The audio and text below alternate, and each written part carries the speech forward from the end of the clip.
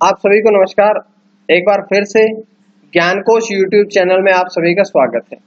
आज की वीडियो में जो विषय रहेगा वो है जैन धर्म। जैन धर्म से पहले हम हड़प्पा सभ्यता, वैदिक सभ्यता, प्रागैतिहासिक काल, बौद्ध धर्म, ये सब वीडियोस पढ़ चुके हैं। तो इन सब पे चर्चा जो है वो हम कर चुके हैं, और अगर आपने नहीं पढ़ी है वो वीडियोस तो आज की वीडियो के डिस्क्रिप्शन में आप लोग देख लीजिएगा, उनके हम प्रश्नोत्तर पर भी चर्चा कर चुके हैं। तो चलिए शुरू करते हैं आज का विषय, जैन धर्म। जैन धर्म की जो संस्थापक है वो ऋषभदेव जैन को माना जाता है। ऋषभदेव जैन जो थे वो जैन धर्म के पहले तीर्थकर भी थे। जैन धर्म के 23वें तीर्थकर हुए हैं पार्श्वनाथ। पार्श्वनाथ काशी वाराणसी के इक्ष्वाकु वंशीय राजा अश्वसेन के पुत्र थे। उन्होंने 30 वर्ष की अवस्था में संन्यास जीवन को स्वीकार लिया था। और अगर हम बात करें जैन धर्म के अंतिम और 24वें तीर्थकर कौन थे, तो महावीर स्वामी जो थे वो जैन धर्म के अंतिम और 24वें तीर्थकर भी थे। तो इस अगर हम बात करें मुख्य रूप से, क्योंकि जैन धर्म के पूरा प्रचार प्रसार का जिम्मेदारी जय महावीर स्वामी को ही माना जाता है, तो कुछ बातें हम महावीर स्वामी के बारे में पढ़ लेते हैं। प्रारंभिक नाम महावीर स्वामी का क्या था, तो उनका प्रारंभिक नाम था वर्धमान। उनका जन्म 540 ईस्वी पूर्व में हुआ था। कहां पर हुआ था, तो उनका जन्म स्थान है कुंडल ग्राम वैशाली में। उनके पिता का नाम था, जात्रक कुल के मुखिया थे सिद्धार्थ। उनके पिता का नाम था सिद्धार्थ, जो कि जात्रिक कुल के थे। यह क्वेश्चन बहुत बार पूछा जाता है कि महावीर स्वामी कौन से कुल के थे, तो यहाँ पर महावीर स्वामी का कुल भी दर्शाया गया है। उसके बाद उनकी माता का नाम था त्रिशला। त्रिशला जो थी वो लिच्छवी राज्य के राजा चेटक की बहन थी। उनकी पत्नी का नाम था यशोदा। उनकी पत्नी यशोदा जो कि कुंडिन्य और गोत्र की कन्या थी। उनकी पुत्री का नाम था अणोजा। अणोजा या उनको कहा जाता है प्रियदर्शनी, तो ये उनकी पुत्री का नाम था। और महावीर स्वामी के दामाद का नाम था जामिल। और जामिल से आप लोग एक क्वेश्चन और भी जरूर याद रखिएगा कि जामिल जो था वो महावीर स्वामी का पहला शिष्य भी था। उसके बाद उन्हें ज्ञान की प्राप्ति कहां पर हुई थी, तो उन्हें ज्ञान की प्राप्ति हुई थी जुम्भिक ग्राम अर्थात ऋजुपालिका के नदी के तट पर साल के वृक्ष के नीचे उन्हें ज्ञान की प्राप्ति हुई थी। उन्होंने अपना पहला उपदेश कहाँ दिया था, तो महावीर स्वामी ने अपना पहला उपदेश राजगृह विपुलाचलन पहाड़ी वाराकट नदी पर उन्होंने अपना पहला उपदेश दिया था। प्रथम भिक्षुणी चंपा, नरेश दधिवाहन की पुत्री जो थी चंपा, वो उनकी पहली भिक्षुणी थी। उसके बाद महावीर स्वामी, अब हम एक एक करके वन लाइनर क्वेश्चन की तरह पूरे जैन धर्म को पढ़ेंगे। महावीर स्वामी ने 30 वर्ष की उम्र में माता पिता की मृत्यु के पश्चात अपने बड़े भाई नंदीवर्धन से अनुमति लेकर संन्यास जीवन को स्वीकार लिया था। नंदीवर्धन जो थे वो उनके बड़े भाई थे। उनकी अनुमति के बाद महावीर स्वामी ने संन्यास जीवन को स्वीकार लिया था। अनेकांतवाद का सिद्धांत या स्यादवाद और दर्शन तथा अणुव्रत सिद्धांत जैन धर्म का है। जैन धर्म का आधारभूत सिद्धांत क्या है, अहिंसा। मुख्य रूप से जो जैन धर्म है वो अहिंसा पर आधारित है। अहिंसा का अर्थ है कि हिंसा ना करे, किसी प्रकार का द्वेष ना करे। स्यादवाद को ही अनेकांतवाद या किसी पदार्थ को अनेक रूपों में व्यक्त कर सकना। देखिए अनेकांतवाद का अर्थ क्या है, अनेकांतवाद का अर्थ है कि किसी एक पदार्थ को अनेक रूपों में व्यक्त करना ही अनेकांतवाद कहलाता है। और एक और है सप्तभंगिनय। सप्तभंगिनय का अर्थ है कि आंशिक ज्ञान के कारण पदार्थों के 7 तत्व हो सकते हैं, कि यदि आपको किसी पदार्थ के बारे में पूर्ण ज्ञान नहीं है, अधूरा ज्ञान है, तो उस पदार्थ के 7 तत्व हो सकते हैं। तो ये यहां से जानकारियां थी। उसके बाद एक आता है गोमतेश्वर की मूर्ति। तो बाहुबली की मूर्ति या गोमतेश्वर की जो मूर्ति थी, इसका निर्माण भी जैन धर्म के समय में हुआ था, जो कि मैसूर के गंग वंश के मंत्री ने करवाया था। उसके बाद है कि खजुराहो में जैन मंदिरों के निर्माण चंदेल शासकों ने करवाया। तो खजुराहो के जो जगह है यहाँ पर जैन मंदिरों का निर्माण किसने करवाया था, ये चंदेल शासकों ने कराया था। बहुत बार क्वेश्चन पूछता है ये एग्जाम्स में। उसके बाद है ऋग्वेद में केशी सूक्त में जैन तीर्थकरों का उल्लेख मिलता है, अर्थात कि ऋग्वेद जो है उसमें भी जैन तीर्थकरों का उल्लेख है। उसके बाद है जैन ग्रंथ आचारांग। जैन ग्रंथ है आचारांग सूत्र में महावीर की तपस्या तथा काया क्लेश का बड़ा रोचक वर्णन मिलता है। अन्य जैन ग्रंथ थोरीगाथा, सूत्र कृतांग, बृहत्कल्प सूत्र, ये सारे के सारे ये भी जैन ग्रंथ ही है। लेकिन महावीर स्वामी की तपस्या का वर्णन जो है वो आचारांग सूत्र में मिलता है। ये जैन ग्रंथ है आचारांग सूत्र, यहां से महावीर स्वामी की तपस्या का वर्णन मिलता है। भद्रबाहु और उनके अनुयायियों को देखिए, जैन धर्म जो था वो आगे चल करके दो भागों में बट गया था। सबसे पहला था दिगंबर और दूसरा था श्वेतांबर।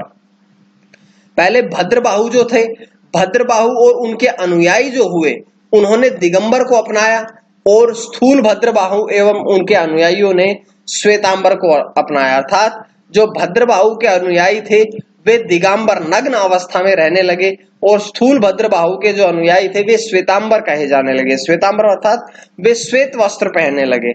जैनों के उत्तर भारत में दो प्रमुख केंद्र थे। कौन कौन से? सबसे पहला है उज्जैन और दूसरा है मथुरा। महावीर स्वामी की मृत्यु के बाद जैन संघ का प्रथम अध्यक्ष कौन बना?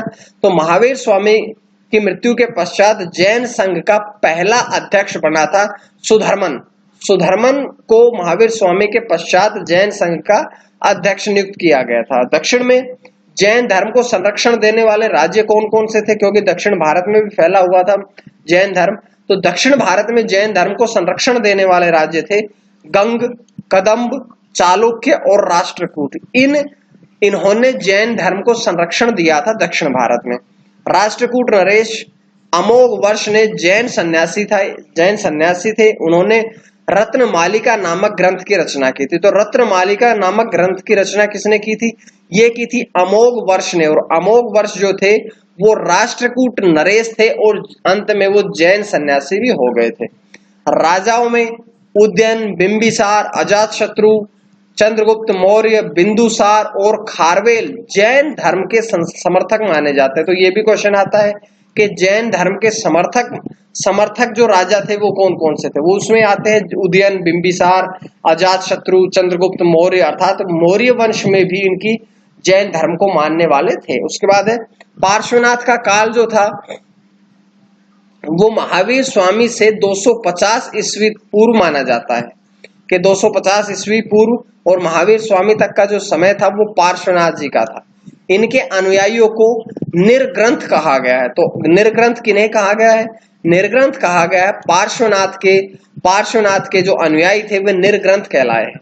पार्श्वनाथ द्वारा प्रतिपादित 4 महाव्रत इस प्रकार है। तो वैसे तो जैन धर्म में 5 महाव्रत है, लेकिन पार्श्वनाथ ने 4 महाव्रत दिए थे, जिसमें सबसे पहला सत्य कि हमेशा सत्य बोलो, अहिंसा के मार्ग पर चलो, अपरिग्रह के सन्यास भी लो, और अस्तेय कि अधिक धन न जोड़ो, कि ऐसा नहीं है कि आप लोगों के पास पूर्ति होने के बाद भी धन का संग्रह करो, धन का संग्रह भी ना करो। उसके बाद है कि पार्श्वनाथ ने तो 4 महाव्रत दिए थे, लेकिन 4 महाव्रतों में महावीर स्वामी जो कि 24वें और अंतिम तीर्थकर हुए हैं, उन्होंने 5वां महाव्रत भी जोड़ा है, जिसका नाम क्या है? ब्रह्मचर्य। इस प्रकार से जैन धर्म के मुख्य रूप से 5 महाव्रत हो जाते हैं। सत्य, अहिंसा, अपरिग्रह और अस्तेय जोड़े थे पार्श्वनाथ ने, और अंतिम ब्रह्मचर्य जोड़ा था महावीर स्वामी ने। बहुत इंपॉर्टेंट क्वेश्चन है ये। उसके बाद है महावीर स्वामी ने अपने उपदेश कौन सी भाषा में दिए थे? तो उन्होंने अपने उपदेश दिए थे प्राकृत भाषा में। महावीर स्वामी प्राकृत भाषा में अपने उपदेश देख करके दिए गए थे, जिन्हें प्राकृत भाषा के साथ साथ अर्धमागधी भी कहे जाते हैं। ये जैन धर्म की मुख्य भाषा थी। तो प्राकृत भाषा जो थी वो जैन धर्म की मुख्य भाषा भी मानी जाती है। महावीर स्वामी ने अपने शिष्यों को 11 गणधरों में विभाजित किया था, 11 गणों में विभाजित कर दिया था, 11 भागों में विभाजित कर दिया था। इनके जीवन काल में 10 गणधरों की मृत्यु हो गई थी, लेकिन केवल एक गणधर जिनके नाम था सुधर्मन इनके बाद भी जीवित था। महावीर स्वामी की मृत्यु के बाद सुधर्मन जो थे वो जैन संघ का प्रधान अध्यक्ष बना था, और सुधर्मन की मृत्यु के बाद जम्बू 44 वर्ष तक इसका अध्यक्ष बना रहा। तो ध्यान रखिएगा, महावीर स्वामी के बाद बने थे सुधर्मन जो कि प्रधान अध्यक्ष थे, और सुधर्मन के बाद में 44 वर्ष, आगामी 44 वर्षों तक जम्बू जो था वो जैन संघ का अध्यक्ष बने रहे। उसके बाद जैन धर्म के 3 रत्न माने जाते हैं। जैन धर्म में त्रिरत्न है। त्रिरत्न कौन कौन से हैं? सबसे पहले सम्यक दर्शन, सम्यक ज्ञान और सम्यक आचरण, अच्छे दर्शन, अच्छा देखो, अच्छा ज्ञान प्राप्त करो और व्यक्ति को अच्छा आचरण रखना चाहिए। महावीर स्वामी जो थे वो पुनर्जन्म और कर्मवाद में भी विश्वास रखते थे। बहुत जरूरी बात है कि अब ये जैन धर्म के बारे में जब बताने जाने लगे ये बातें, तो जैन धर्म में पुनर्जन्म में भी विश्वास रखते थे। वे मानते थे कि मृत्यु के पश्चात व्यक्ति को दूसरा शरीर भी मिलता है, और जैन धर्म में ईश्वर की मान्यता, भगवान को नहीं मानते थे। मौर्योत्तर युग में मथुरा जैन धर्म का प्रसिद्ध केंद्र था। जब मौर्यों का जो युग था, मौर्य जब यहाँ पर राज कर रहे थे, तो उस समय मथुरा प्रसिद्ध केंद्र था जो कि जैन धर्म का था। जैन तीर्थकरों की जीवनी भद्रबाहु द्वारा रचित कल्पसूत्र में है। तो कल्पसूत्र भी एक ग्रंथ है जो कि भद्रबाहु द्वारा रचित है और जिसमें सभी जैन तीर्थकरों का की जीवनी का वर्णन किया गया। हम भी इस वीडियो में सभी तीर्थकरों के बारे में थोड़ा थोड़ा पढ़ेंगे। उसके बाद 72 वर्ष की उम्र में महावीर स्वामी की मृत्यु हो गई थी, जो कि 527 ईस्वी पूर्व में बिहार राज्य के पावापुरी राजगीर वर्तमान में है। तो पावापुरी में उनकी मृत्यु 527 ईस्वी पूर्व में हुई थी। जैन धर्म में तप एवं अहिंसा पर विशेष बल दिया जाता था, कि वो लोग कहते थे कि ज्यादा से ज्यादा व्यक्तियों को तप करना चाहिए और अहिंसा मुख्य धर्म है, अहिंसा पर विशेष बल देना चाहिए। पार्श्वनाथ जो कि 23वें तीर्थकर थे, भिक्षुओं को वस्त्र धारण करने की अनुमति दी थी, किंतु महावीर स्वामी ने पूर्णतः नग्न रहने का उपदेश दिया। तो ध्यान रखिएगा, पार्श्वनाथ वस्त्र धारण करने के समर्थक थे, लेकिन महावीर स्वामी ने ये कहा था कि नग्न रहने के उपदेश दिए थे। महावीर स्वामी जैन धर्म में मोक्ष प्राप्ति हेतु यति जीवन आवश्यक माना गया है, कि यति जीवन जो है वो मोक्ष की प्राप्ति का साधन है। यापनीय जैन धर्म का एक संप्रदाय था। इसके जैसे ये जो दो संप्रदाय बताए हैं, दिगंबर और श्वेतांबर, इसके अलावा भी यापनीय जैन धर्म का एक संप्रदाय था। इसके बाद आजीवक संप्रदाय के संस्थापक मखली गोसाल थे। मखली गोसाल जो थे वो आजीवक संप्रदाय के संस्थापक थे। जिस प्रकार से यापनीय संप्रदाय था, इसी प्रकार से एक संप्रदाय आजीवक भी था। उसके बाद है कि प्रमुख तीर्थकर, जो जितने भी तीर्थकर हुए हैं और उनके प्रतीक चिन्ह के बारे में हम बातें करते हैं। तो सबसे पहला था ऋषभदेव, या ऋषभदेव को ही आदिनाथ भी कहा जाता था। उनका प्रतीक चिन्ह था ऋषभ, सांड अथवा बैल। दूसरे थे अजीतनाथ, जिनका हाथी। तीसरे थे संभवनाथ, जिनका प्रतीक चिन्ह था घोड़ा। अभिनंदन नाथ कपि बंदर। सुमतिनाथ क्रोच चकवा पक्षी। पद्म प्रभु, इनका प्रतीक चिन्ह था पद्म। सुपार्श्वनाथ स्वास्तिक। चंद्र प्रभु चंद्रमा। 9वें हुए सुविधिनाथ, जिनका चिन्ह था मकर। 10वें शीतलनाथ श्रीवस्त। श्रेयांसनाथ गेंडा। 12वें थे वासु पूज्यनाथ महिष भैंसा। विमलनाथ वारह सुअर। अनंतनाथ शेन बाज पक्षी। धर्मनाथ वज्र। शांतिनाथ मृग हिरण। तो ये 16 तीर्थकर हुए हैं। उसके बाद 17वें थे कुंथुनाथ, जिनका प्रतीक चिन्ह था अज अर्थात बकरा। अरनाथ 18वें थे मीन या मछली। मल्लीनाथ कलश, एकमात्र स्त्री तीर्थकर, ये कलश एकमात्र स्त्री तीर्थकर थे। उसके बाद मुनु सव्रत कुर्म। नेमिनाथ नीलोत्पल। 22वें थे अरिष्ट नेमी शंख। 23वें बहुत इंपॉर्टेंट है सर्पफण। पार्श्वनाथ को सर्पेश्वर भी कहा गया। देखिए पार्श्वनाथ जो थे इनके प्रतीक चिन्ह थे सर्पफण, इसीलिए पार्श्वनाथ को सर्पेश्वर भी, सर्पों का ईश्वर, सर्पों का भगवान भी कहा जाता है। और अंतिम तीर्थकर 24वें तीर्थकर कौन हुए हैं? महावीर स्वामी, जिनका प्रतीक चिन्ह है शेर अथवा सिंह। ये 24 के 24 तीर्थकर हुए हैं जिनके हमने प्रतीक चिन्ह पढ़ लिए हैं, बहुत बार एग्जाम में पूछ लिया जाता है। उसके बाद है जैन समितियां कितनी हुई थी? तो 2 जैन समितियां हुई थी। जो पहली समिति थी वो 300 ईस्वी पूर्व में हुई थी। कहां पर हुई थी? पाटलिपुत्र में हुई थी और उसके अध्यक्ष थे स्थूलभद्र। दूसरी हुई थी 513 ईस्वी पूर्व में, जिसके आयोजन स्थल है वल्लभी, और देवर्दिक श्रमण इसके अध्यक्ष थे। तो ये कुछ महत्वपूर्ण जानकारियां थी जो कि जैन धर्म के बारे में थी। तो ये सारा का सारा हमने जैन धर्म से संबंधित एनसीईआरटी पर आधारित पूरी जानकारी, पूरा इतिहास पढ़ लिया है। उम्मीद है आप लोगों को पसंद आया होगा। और ये जो इतिहास पढ़ा है ये हमने पूजा पब्लिकेशन की सामान्य ज्ञान से हमने पढ़ा है।